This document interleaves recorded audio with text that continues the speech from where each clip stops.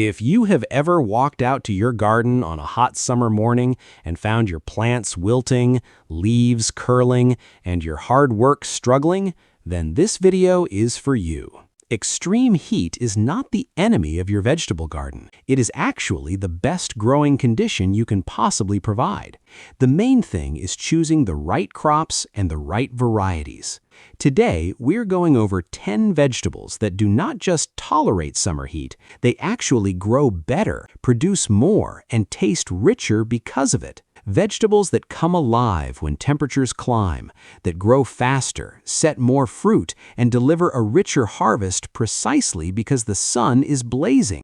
These are vegetables that were simply made for summer. No fighting the weather, no babysitting stressed plants, just 10 vegetables that want to work as hard as your summer is hot. Stay with us, because number 7 on this list might just become the most productive plant in your entire garden this season. We share practical growing tips every week that you can use right away in your own garden, so make sure you subscribe and never miss what we share next. Number 1. Peppers. First on the list, peppers. And there is a very specific reason peppers earn a spot on a list about extreme heat.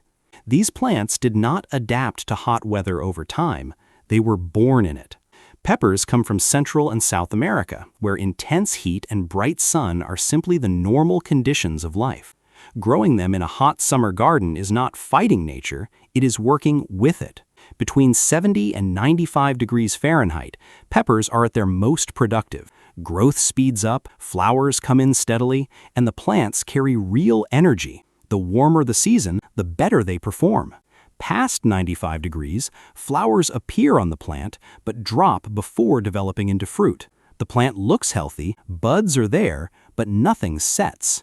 When temperatures stay extreme for extended periods, pollen inside the flower loses viability before pollination can complete.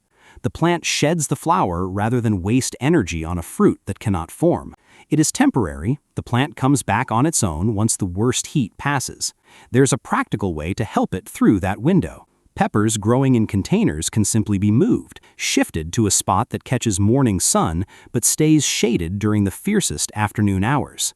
For in-ground plants, a 30 to 50% shade cloth over a simple frame during the 2 or 3 hottest weeks does the same job. It drops the temperature beneath it enough to keep pollen viable and flowers on the plant. For gardeners who prefer sweet bell peppers, switching to hot pepper varieties like jalapenos, serranos, cayennes, or habaneros during the most extreme summer weeks is a strong alternative. These varieties are considerably tougher and continue setting fruit even when temperatures push toward 100 degrees Fahrenheit. Bell peppers can come back in fall once the heat eases. Hot peppers carry the garden through the hardest part of summer. Heat makes hot peppers hotter and more flavorful. High temperatures combined with slightly reduced watering push the plant to produce more capsaicin, the compound responsible for heat and flavor. Jalapenos grown through a Texas or Arizona summer are simply spicier and more complex than the same variety grown somewhere mild. The heat is not stressing the pepper, it is improving it. This is exactly why chiles from New Mexico and the American Southwest carry a reputation that cooler climates cannot replicate. Deep watering 2 to 3 times per week is all peppers need in summer heat. Shallow daily watering keeps roots near the hot surface. Deep watering pulls them down into cooler soil. A thick layer of mulch around the base holds moisture and keeps the root zones several degrees cooler through the worst of it. For best results, Zone 7 through Zone 11 offers ideal pepper growing conditions. A well-established plant handles 100-degree days far more comfortably than anything planted late in the season. Number 2. Cowpeas. Next on the list is a vegetable that most people in the American South already know and love, but may have never thought of as a serious summer garden crop: cowpeas. And yes, cowpeas and black-eyed peas are exactly the same thing. Depending on where someone grew up, they may also know them as southern peas, field peas, or Crowder peas. Different names, same remarkable plant. And remarkable is exactly the right word, because when summer turns fierce and most vegetables begin to struggle, cowpeas do something different. They thrive. Below 65 degrees Fahrenheit, germination slows to almost nothing. But once soil temperatures climb between 75 and 95 degrees, cowpeas germinate fast, grow vigorously, and move toward harvest with real purpose.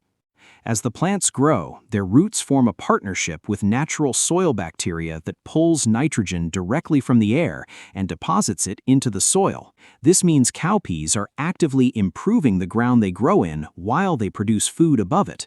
In the hottest, most demanding weeks of summer, when other crops are drawing heavily on soil nutrients, cowpeas are giving back. That is a rare quality in any vegetable. It takes just 55 to 60 days from seed to harvest. Long, elegant pods develop quickly on the vines, sometimes reaching 8 to 10 inches, hanging in clusters that make harvest straightforward and satisfying. Those pods can be picked young and tender and cooked just like green beans, though once dried on the vine, the beans inside become the classic pantry staple that has fed Southern families for generations. For gardeners in the American South, Gulf Coast, Texas, and Florida, cowpeas are one of the most reliable summer crops available. Zone 7 through Zone 11 are ideal. In Zone 9 and Zone 10, planting can begin as early as April and continue through August, giving multiple planting windows across a single long, hot season. Pink Eye Purple Hull, Red Ripper, and California Black Eye are the varieties that consistently deliver strong results through the most demanding summer conditions. Cowpeas ask for very little. They grow where other vegetables give up. They feed the soil while feeding the table. And in the middle of the hottest summer months, when the garden needs a dependable, low-maintenance producer most, cowpeas simply deliver. Number 3. Eggplant. If cowpeas are a strong summer performer, eggplant takes heat tolerance a step further. This is a plant that genuinely does not know when to stop. Most vegetables have a clear breaking point in summer heat. Eggplant does not. Between 70 and 95 degrees Fahrenheit, it grows steadily, flowers generously, and produces without interruption. Push past that into the 100-degree territory that gardeners in Texas, Arizona, and the deeper South know well, eggplant slows slightly, holds its ground, and waits. Then when the temperature eases even a few degrees, it picks right back up as if nothing happened. Very few vegetables do that. That kind of resilience has a direct impact on harvest. While other summer crops are pausing, stressing, or finishing early, eggplant continues producing deep into the season. The fruit that develops in peak summer heat is noticeably richer. The flesh becomes denser, creamier, and more flavorful than anything grown in a mild or short season. Heat does not just keep eggplant alive, it improves what it produces. For gardeners in Zone 9, 10, and 11, eggplant offers something that goes beyond a single season.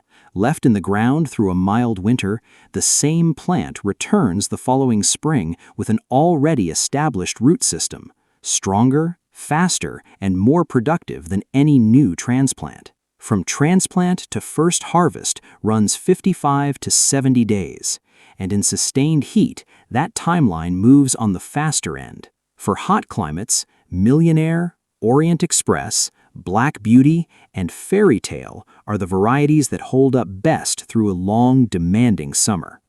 Number 4. Cucumber. Cucumbers have a reputation for being a cool, refreshing summer vegetable, and that reputation is entirely deserved on the plate. In the garden, however, cucumbers are far tougher than most people expect. They do not just tolerate summer heat. In the right conditions, they use it. Next, flowers appear quickly, fruit sets fast, and the harvest window arrives before many other summer vegetables have even settled in. Heat is the engine that drives all of it. Past 95 degrees, cucumbers need a little more attention, but they do not stop. The most important thing to understand about cucumbers in extreme heat is this: consistent moisture is everything.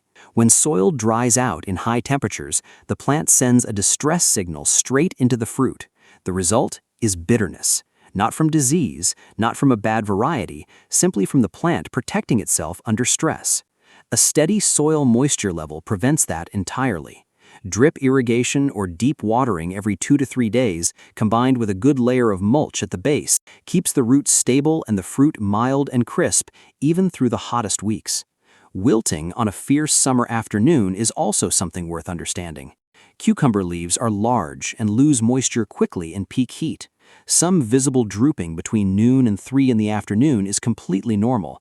The plant is simply managing its water movement during the hottest hours. If it looks fine again in the evening, nothing is wrong. If it is still wilted the following morning before temperatures rise, then the soil needs water. One more thing that makes a real difference in summer heat: growing cucumbers on a trellis. Vines lifted off the ground get better air circulation, which directly reduces heat stress on the plant and keeps it producing longer through the hottest weeks. For hot climates, variety selection makes a real difference. Diva is one of the most reliable performers in warm conditions, mild, crisp, and productive through sustained heat. Suyo Long, a Japanese heirloom variety, handles high temperatures well and produces sweet, nearly seedless fruit. Cucumbers in a hot summer garden reward attentiveness.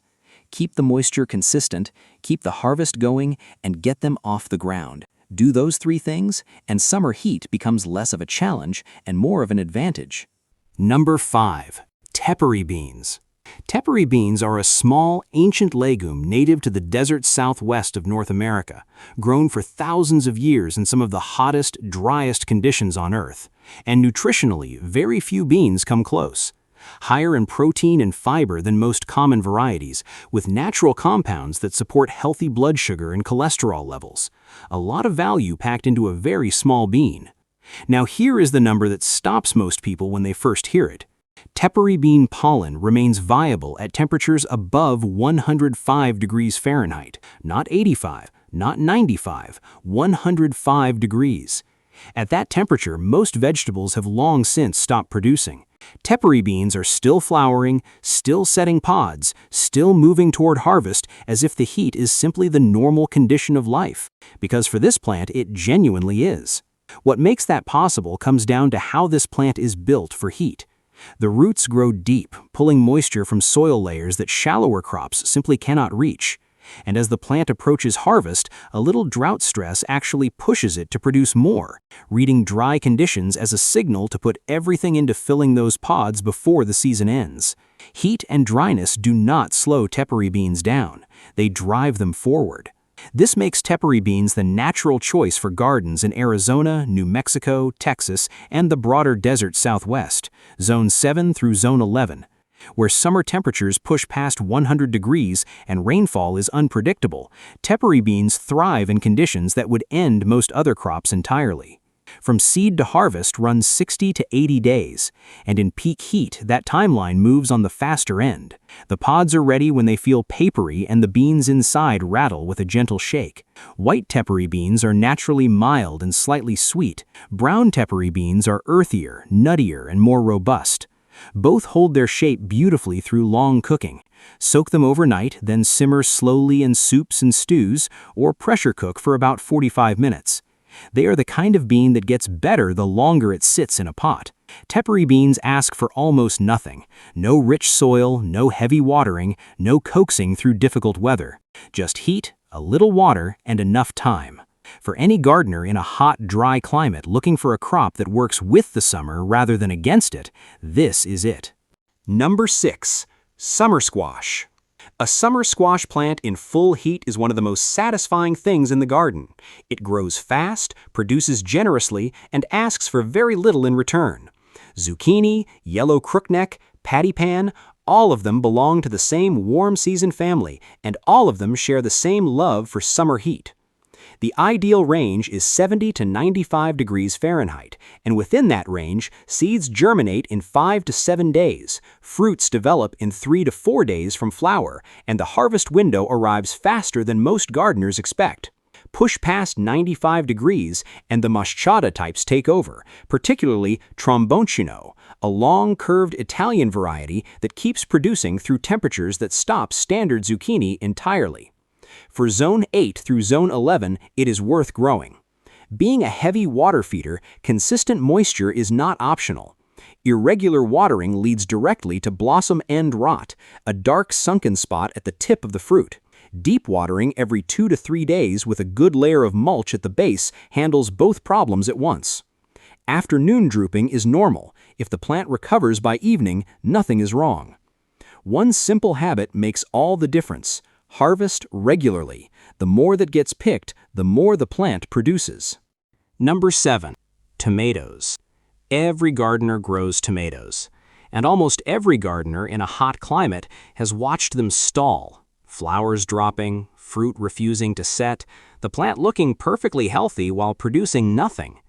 That gap between what tomatoes promise and what extreme heat actually allows is worth understanding clearly. Tomatoes grow best between 70 and 85 degrees Fahrenheit. In that range, they flower, pollinate, and set fruit reliably. Above 90 degrees, pollen viability drops. The flowers appear, open, and fall, not because the plant is sick, but because pollination simply cannot complete in that heat. The plant shifts quietly into survival mode, maintaining its leaves and roots while putting reproduction on hold. A 30 to 40% shade cloth during the hottest weeks helps pollen stay viable longer and keeps flowers on the plant. Growing cherry tomatoes through the hottest weeks is another effective answer to this problem. Their pollen handles high heat far better than large-fruited types, setting fruit reliably well into the mid-90s, where beefsteaks have long since stopped. The right variety makes everything else easier. Heatmaster and Solar Fire are the most reliable large-fruited varieties in formal heat trials. Cherokee Purple, an heirloom that performs surprisingly well in high heat, consistently produces where most heirlooms fail. And among cherry types, Sun Gold and Sweet 100 keep bearing fruit through conditions that stop everything else. There is also something that no store can replicate.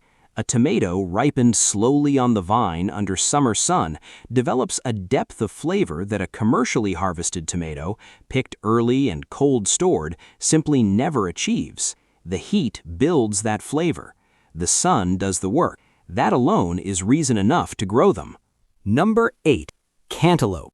A ripe cantaloupe on a hot summer afternoon is one of the simple pleasures of the season, and as it turns out, this melon needs exactly that kind of heat to reach its best.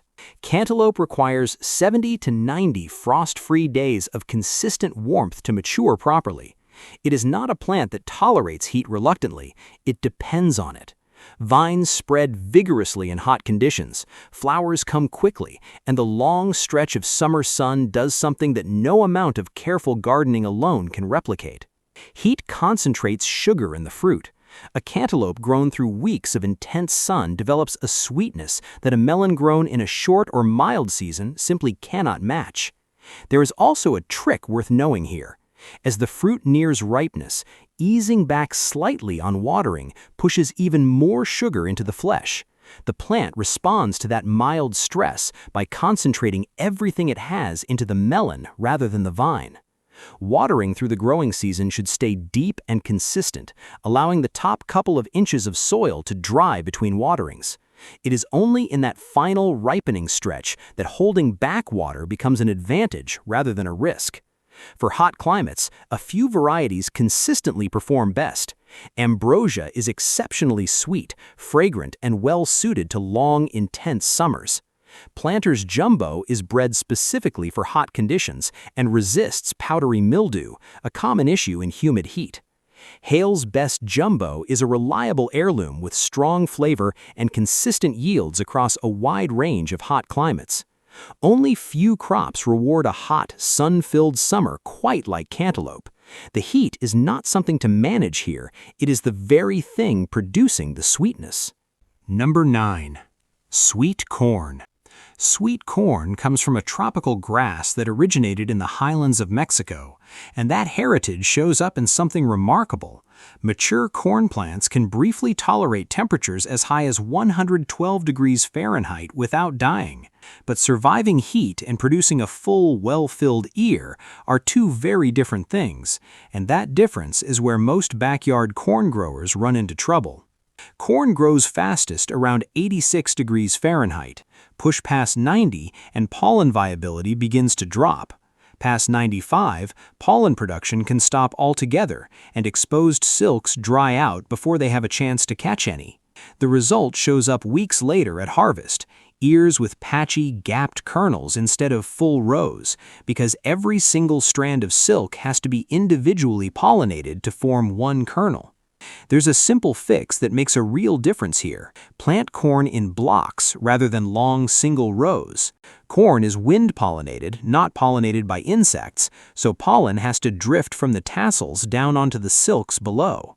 A block of at least 4 or 5 rows wide gives pollen far more silks to land on, which dramatically improves how fully the ears fill out, especially during a heat wave when timing is already working against the plant.